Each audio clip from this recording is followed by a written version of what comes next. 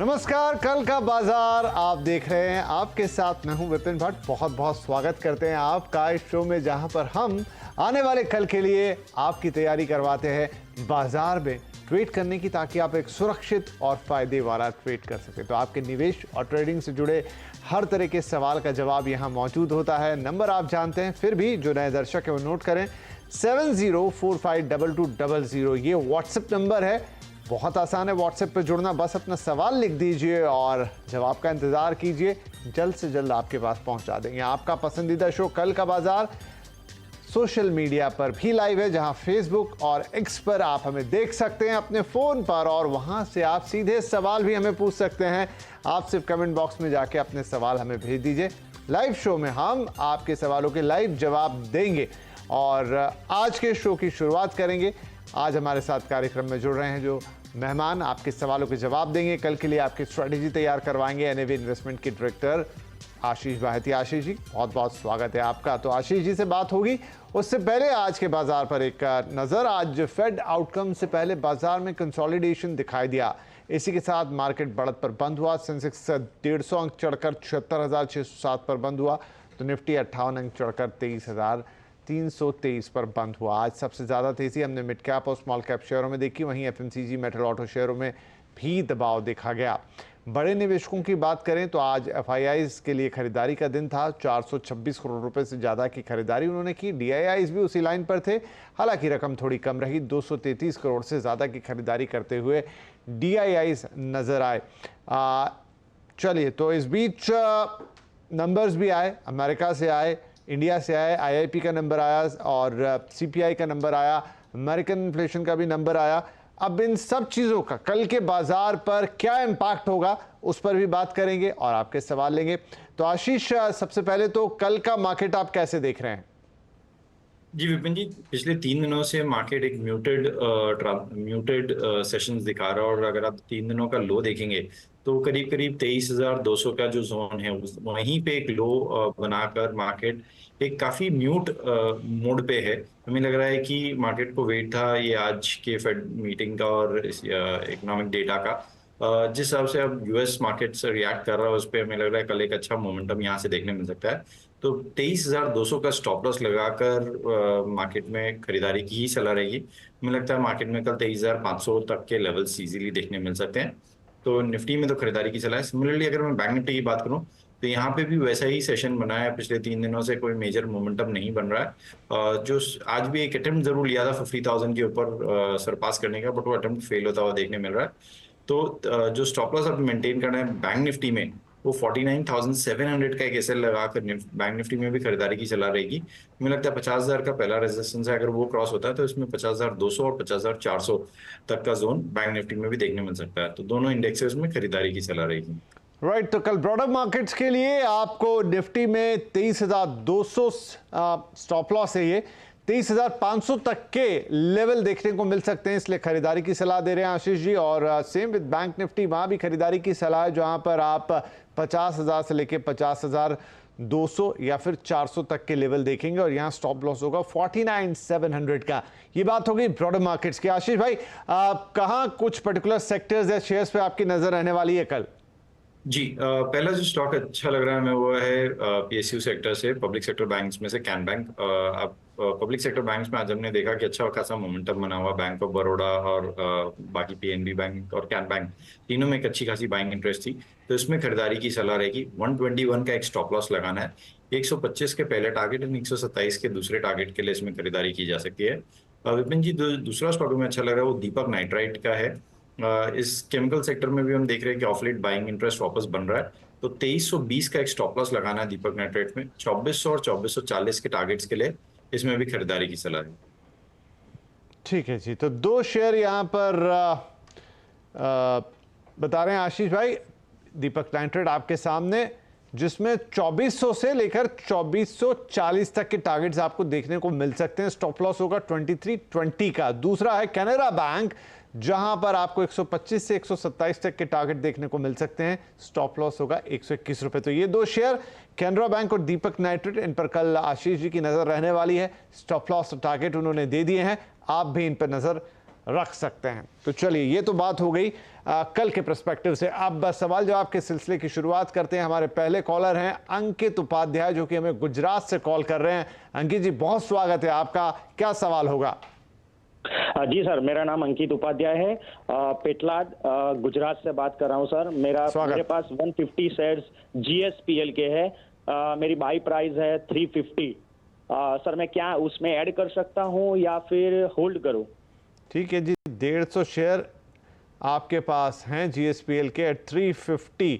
तो देखिए, अभी तो थोड़ा नुकसान है यहाँ पे। अब आपको क्या करना है कि आप इसमें और जोड़ें तो एवरेजिंग हो आगे, और आगे इसका क्या होना है आशीष जी से पूछेंगे। आशीष जी, क्या करना चाहिए इन्हें? ये इन्हें इतने ही शेयर्स को होल्ड करें या इसमें कुछ और जोड़ें, रखें ना रखें? जी विपिन जी, इनफैक्ट जिस हिसाब से GSPL अप्रैल में गिरा था और उसके बाद से कंसोलिडेशन किया है इसने पिछले 2 से 3 महीने से, एक जोन 290 का जो जोन है वहीं पे इसने पूरा कंसोलिडेट किया और हमें लग रहा है कि अभी रेडी है वापस एक ब्रेकआउट देने के लिए। इसका जो मेजर स्विंग मिलेगा देखने के लिए, वो जो इसका 200 EMA है, 313 का जो जोन है उसके बियॉन्ड निकलता है और सस्टेन करता है, तो फिर इसमें शायद इनको 350 वाला जो इनका भाव है वो भी देखने मिल सकता है। थोड़ा टाइम देना पड़ेगा।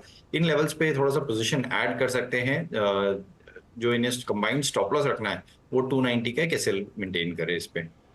ठीक है जी, तो 290 रुपए का स्टॉप लॉस आपको रखना है ऐड करने की, क्योंकि सलाह दे रहे हैं जैसा आपने पूछा था उसमें भी 290, पहले के लिए भी 290। तो जी हाँ, बिल्कुल जोड़ सकते हैं आप यहाँ पर।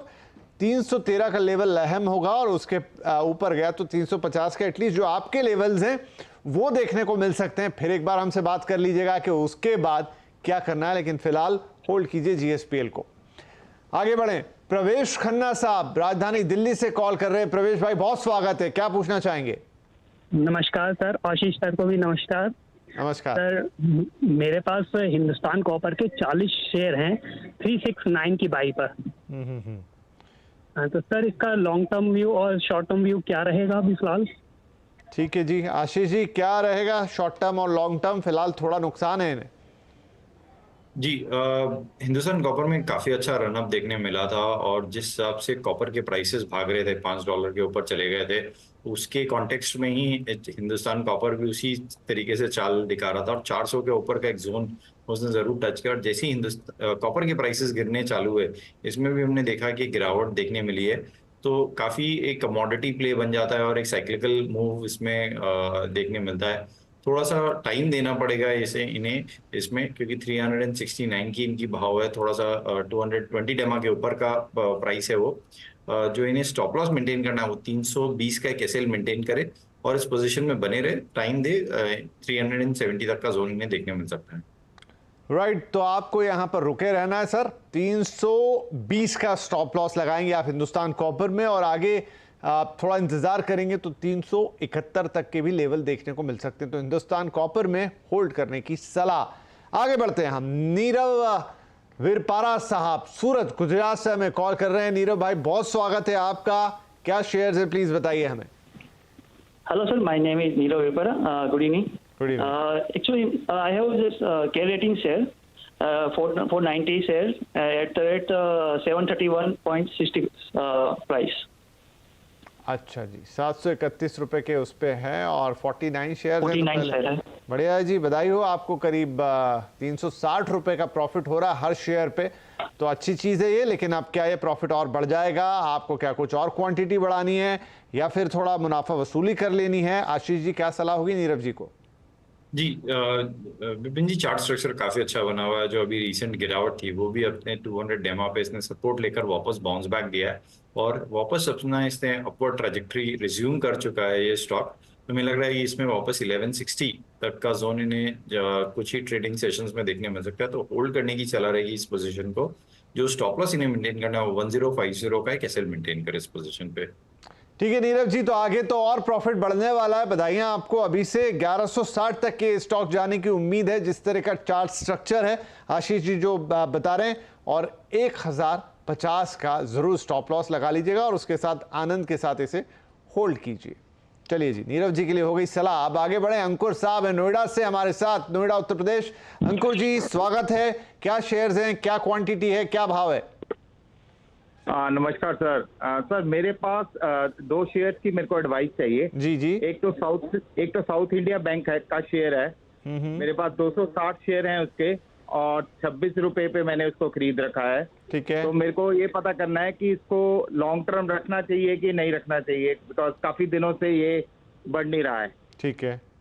और दूसरा शेयर जिसपे मेरे को एडवाइस चाहिए वो है ONGC, और जिसके मेरे पास 50 शेयर हैं 207 रुपए की खरीद पे, और मैं उसका जानना चाहता हूं कि अगर मैं 6 महीने रुक सकता हूं उसके टारगेट क्या होंगे। ठीक है जी, बढ़िया है। तो पहले चलिए साउथ इंडियन बैंक की बात कर लेते हैं, जहां पर आपको लग रहा है कि आपका शेयर थोड़ा अटक सा गया है, आगे नहीं बढ़ रहा है, तो क्या करना चाहिए? मामूली से प्रॉफिट भी है आपको यहाँ पर 1.5 रुपए के आसपास का। आशीष भाई, साउथ इंडियन बैंक में क्या आगे कुछ चाल बनती हुई दिख रही है?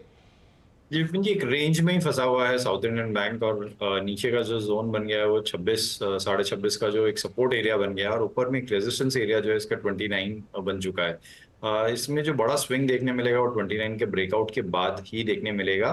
तो होल्ड करें इस पोजीशन को। 26 का जो इनका कॉस्ट है वहीं पे एक स्टॉप लॉस लगा है। 29 का जो ब्रेकआउट आता है वो अगर सस्टेन करता है तो इसमें शायद 32 तक के भी लेवल्स इजीली इन्हें देखने मिल सकते हैं। ठीक है जी।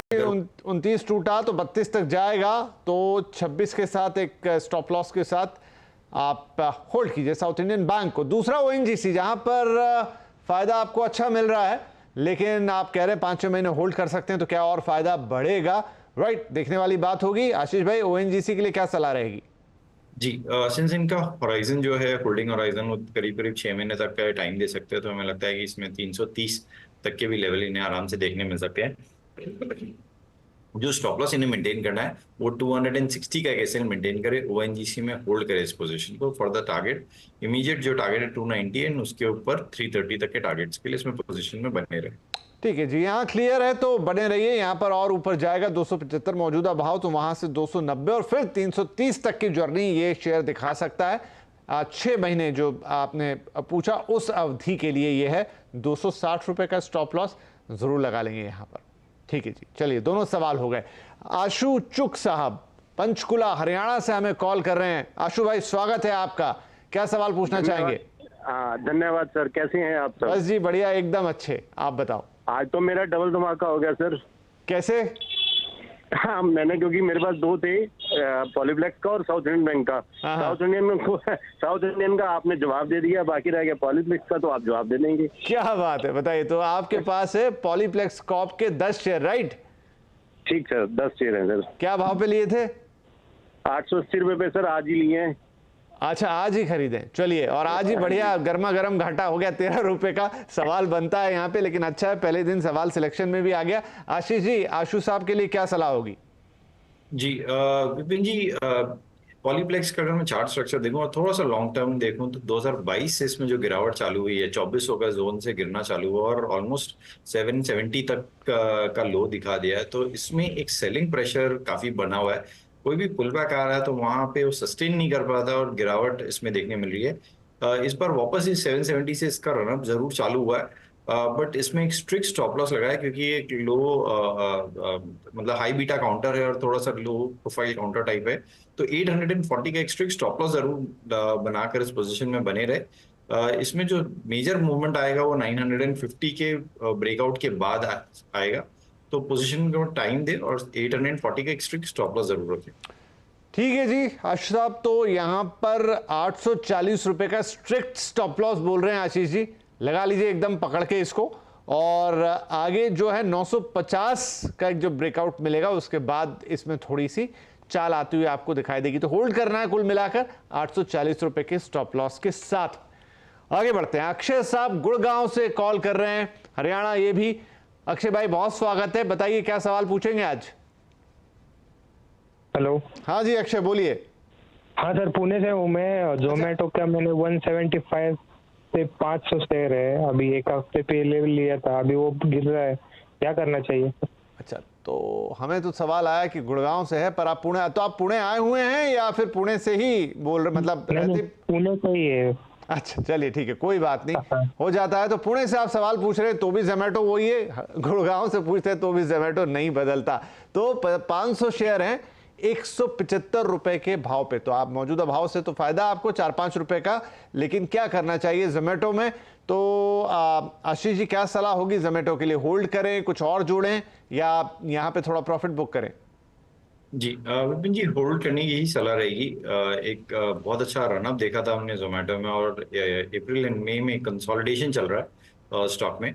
जो इन्हें स्टॉप लॉस लगाना है वो इनका जो कॉस्ट प्राइस है 175 का वहीं पे लगाए, और इसमें जो 194 का जो जोन है हमें लगता है ये जल्दी इन्हें देखने मिल सकता है। तो 175 के स्टॉप लॉस से बने रहे इस पोजीशन में। ठीक है जी, 175 का स्टॉप लॉस लगाइए, बने रहिए। 194 के आपको लेवल्स जल्दी देखने को मिल सकते हैं जोमेटो के अंदर।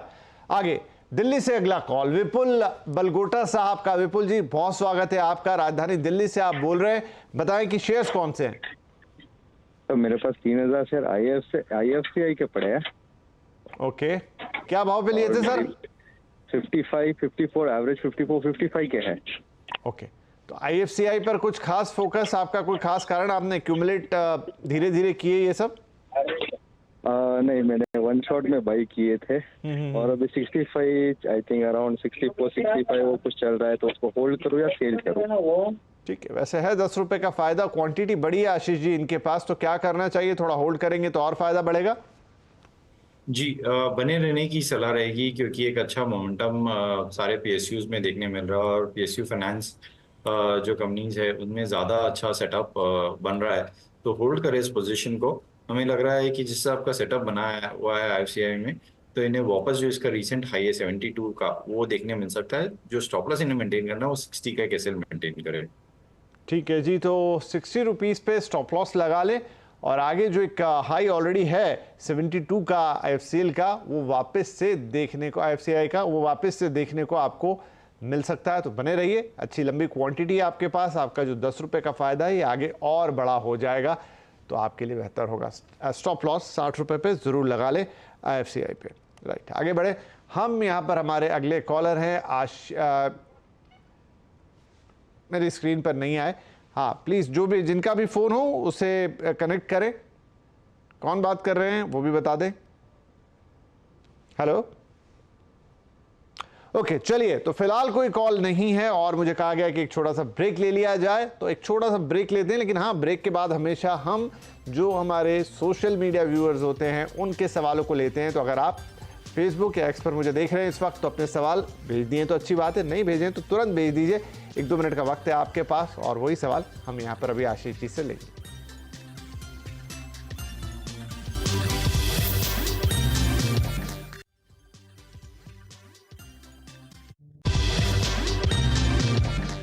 वेलकम बैक, आप देख रहे हैं कल का बाजार। हम लगातार दे रहे हैं आपके सवालों के जवाब, और कल के बाजार की तैयारी भी कर रहे हैं। आशीष भारती साहब हमारे साथ हैं, और जैसा परंपरा हो चुकी है आपकी, हम ब्रेक के बाद लेते हैं हमारे ऑनलाइन व्यूअर्स के सवाल। तो कुलभूषण बंगा साहब स्पाइस जेट के लिए पूछ रहे हैं आशीष जी कि अगला टारगेट क्या रहेगा?